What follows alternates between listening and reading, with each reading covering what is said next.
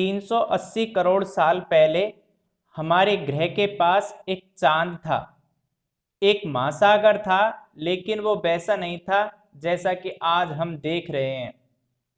इंसान के इतिहास का मंच बनने के लिए ऑक्सीजन से भरा वायुमंडल और ऐसे उपजाऊ महादेश चाहिए थे जहां लोग रह सके, विकास कर सके। हमारी नई दुनिया को कौन गढ़ेगा? उनमें से करोड़ों करोड़ हमारी त्वचा पर देख रहे हैं।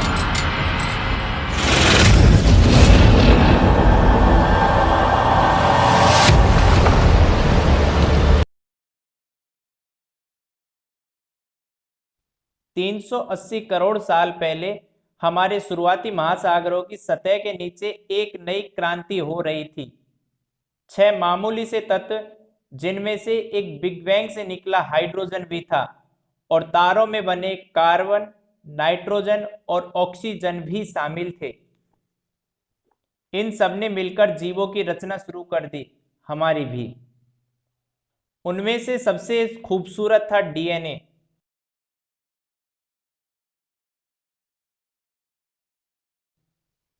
उसके छल्लों के नीचे छिपे थे जीवन के कोड।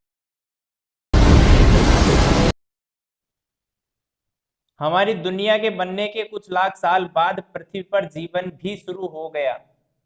हम किसी दानव के कंधों पर नहीं, बल्कि छोटे छोटे जीवों के कंधों पर सवार हैं, बैक्टीरिया पर।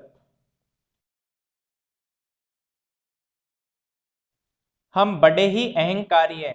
हमें लगता है कि ये दुनिया हम चलाते हैं, लेकिन हम इस दुनिया में ही काफी देर से आए हैं। जानवरों से काफी पहले यहाँ बैक्टीरिया आ चुके थे, फिर जानवर आए और उन्हें लगा कि हमने उनकी सल्तनत ही मिटा दी। अगर हमने वो सल्तनत खत्म कर दी होती तो हम भी नहीं होते। हमारे शरीर के अंदर बैक्टीरिया की पूरी फौज है। असल में हमारे शरीर में इतने बैक्टीरिया हैं जितने की पूरी दुनिया में इंसान।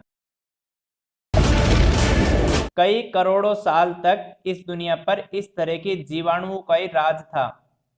नवजात ब्रह्मांड की तरह शुरुआती जीवन भी छोटे और मामूली थे, लेकिन वो संभावनाओं से भरे थे। उसने कई तरह से नए नए रूप लिए। हम उसके बारे में ही देख रहे हैं। उनमें हम भी एक है, और ये जानने के लिए हमें वक्त की शुरुआत में जाना होगा। हमने ये तो देखा कि आज जो भी ऊर्जा है वो बिग बैंग से निकली थी।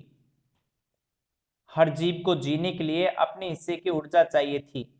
हम उसे जितना साधते उतना ही उसका इस्तेमाल कर पाते और उतना ही जटिल बनते जाते।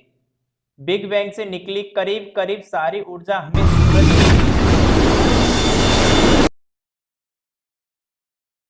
करीब 250 करोड़ साल पहले कुछ खास बैक्टीरिया ने महसूस किया कि उस ऊर्जा का इस्तेमाल जीने के लिए कैसे किया जा सकता है।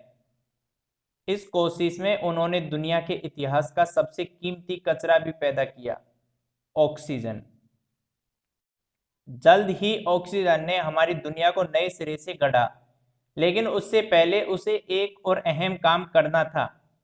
दुनिया के शुरुआती महासागरों में आयरन भरा था। यह तो सभी जानते हैं कि जब लोहे से ऑक्सीजन मिलती है तब क्या होता है। मैं छोटा सा बैक्टीरियम हूं, मैंने ऑक्सीजन के अणु बनाए हैं, और ये लोहे का एक बड़ा सा गोला। ये लीजिए, लगा दी जंग। जंग लगा लोहा महासागरों के तल पर जमा होने लगा। कई करोड़ों साल बाद ये विशाल ढेर बाहर आया तो दुनिया के लिए लोहे और स्टील का अहम स्रोत बन गया।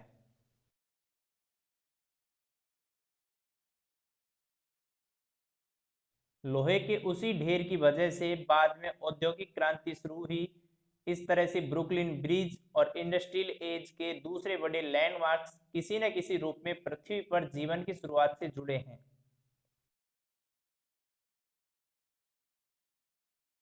जब महासागरों में जंग लगाने के लिए आयरन नहीं बचा, तब ये बैक्टीरिया एक दूसरे काम में जुट गए।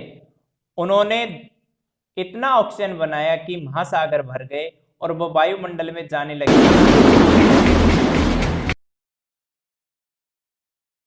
उसके बाद हमारा ग्रह हमारे सौर मंडल के दूसरे ग्रहों से बिल्कुल अलग बन गया।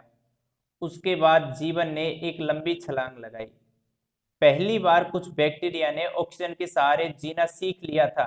यानी हम जो सांस लेते हैं उसका इतिहास करीब 250 करोड़ साल पुराना है। करोड़ों साल बाद भी जीव उनके साथ रहे जिनसे उन्हें फायदा हो रहा था। ऑक्सीजन ने कहानी बदल दी थी। उसकी शक्ति को साधकर जीवों ने ऊर्जा का एक नया स्रोत ढूंढ लिया था और वो स्रोत उसके पहले के किसी भी स्रोत से 20 गुना ज्यादा सक्षम था। इस नई ऊर्जा के सहारे जीवों ने जो किया वो कहानी हमारे आज तक आती है।